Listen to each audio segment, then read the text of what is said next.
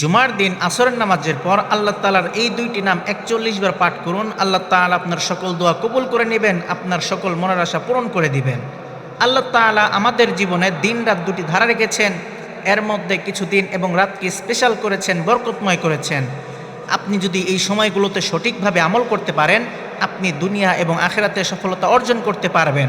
তার মধ্যে অন্যতম একটি দিন হচ্ছে জুমার দিন। জুমার দিন হলো সমস্ত দিনের সর্দার। এই দিনের গুরুত্ব এত বেশি যে আল্লাহ তাআলা পবিত্র কুরআন মাজিদের মধ্যে সূরা জুমা নামে একটি সূরা নাজিল করে দিয়েছেন। আল্লাহু আকবার বলেন। আল্লাহ তাআলা পবিত্র কুরআনের মধ্যে বলেন, ইয়া আইয়ুহাল্লাযীনা আমানু ইযা নুদিয়া লিস-সালাতি মিন ইয়াউমিল জুমআতি ফাসআউ ইলা যিকরিল্লাহি ওয়া যারুল বাই'। হে ঈমানদারগণ, যখন জুমার নামাজের জন্য আহ্বান করা হয় তখন তোমরা আল্লাহর স্মরণের দিকে ধাবিত হও এবং বেচাকেনা বন্ধ করে দাও। এই আয়াত থেকে বোঝা যায় জুমার দিন কতটা গুরুত্বপূর্ণ এবং কতটা ফজিলতপূর্ণ। জুমার দিনের 5টি বৈশিষ্ট্য রয়েছে। এই জুমার দিনে হযরত আদম আলাইহিস সালাতু ওয়াস সালামকে সৃষ্টি করা হয়েছে। এই জুমার দিনে হযরত আদম আলাইহিস সালাতু ওয়াস সালামকে জান্নাত থেকে বের করে দেওয়া হয়েছে। এই জুমার দিনে হযরত আদম আলাইহিস সালাতু ওয়াস সালাম ইন্তেকাল করেছেন। জুমার দিনে এমন একটি সময় রয়েছে যেই সময়ে দোয়া করলে আল্লাহ তাআলার সাথে সাথে দোয়াগুলো কবুল করে নেন। এমনকি এই জুমার দিনে কিয়ামত সংঘটিত হবে। হাদিসের মধ্যে এসেছে, মানুষ এবং জিন ব্যতীত বাকি যত প্রাণী রয়েছে সকল প্রাণী জুমার দিন কিয়ামত সংঘটিত হওয়ার ব্যাপারে ভয়ে কাঁপতে থাকে।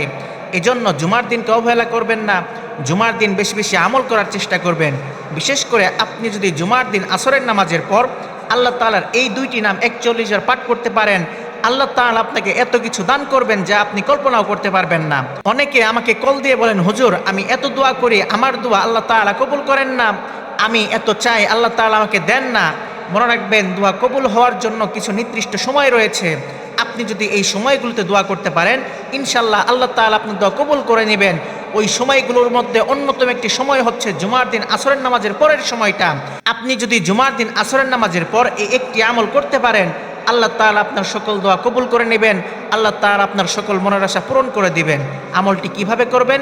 জুমার দিন আসরের নামাজের পর জায়নামাজে বসে 3 বার ইস্তিগফার পাঠ করবেন, এরপর 3 বার দুরূদ শরীফ পাঠ করবেন, এরপর আল্লাহ তাআলার এই দুইটি নাম ৪১ বার পাঠ করবেন। সেই দুইটি নাম হচ্ছে ইয়া আল্লাহু ইয়া সমাদু, ইয়া আল্লাহু ইয়া সমাদু।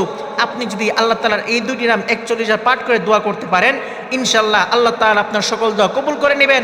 আপনি যা চাইবেন আল্লাহ তাআলা আপনাকে তাই দান করবেন।